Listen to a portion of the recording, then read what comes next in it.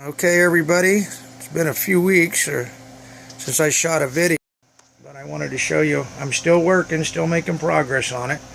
I've got the horizontal stabilizer all framed out, all the ribs are on, the blocks are cut for the tips, and I've just finished working on the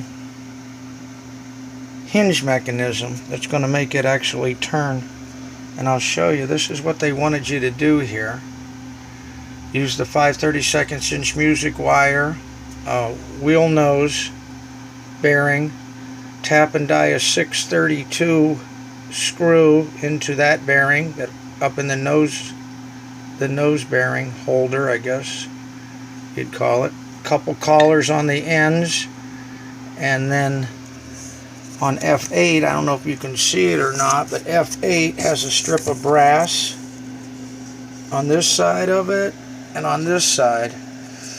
They want you to braze that wheel bearing, or that collar, wheel collar, to the brass, and I'll do that. But another thing I'm going to do is I'm going to take a hard block of wood and I'm going to drill it out to probably like 3/8. That's 5/32. 5/32, and I'll fill it with epoxy and cover it up and then glue it to the back of that rib. Basically that has to stay affixed to the horizontal stabilizer, and that'll give you your throw. But this is how they wanted you to do it.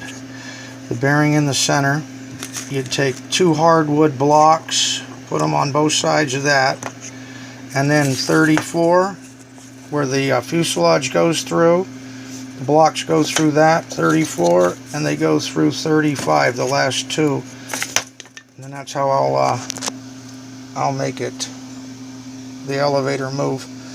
On that collar right there, I'll drill and tap that out to 6/32, and I've got a couple of these bolts. I got a little longer one. Screw it up into it, and then I'll be able to put my clevis for the servo on that. That's how they wanted you to do it, and that's where I'm at. I'm just about ready to sheet it. I still haven't started. I've got it all cut out, but we're going to put the trim tab in. But this is kind of a unique little deal how they wanted you to go ahead and do all that with the wheel collars. And I was thinking that just brazing those wheel collars, it's kind of hard to see, but you can see it now.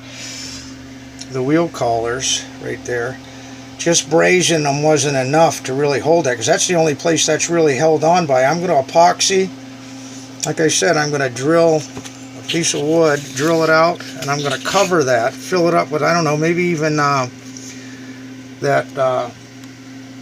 JB weld I might use, and then I'll be able to put the block over it, attach it to that rib, and then that should hold it secure. I'll still braze and solder the collars, and then at each point I'll hold it with some 5-minute epoxy, so it stays, so it doesn't rotate in there. There's gonna be a lot of pressure on that. But that's where we're at right now. I got to round over the front, got to sheet it, round over the front, hinge this up, finish making that, sheet it. But what I'm going to do probably is I'll take it off the building board, I'll sheet the bottom, and then I'll put it off to the side. And I think the next thing I'm going to start is the fuselage. There's the tap I'm going to use for it. The next part, I'm going to do the fuselage next.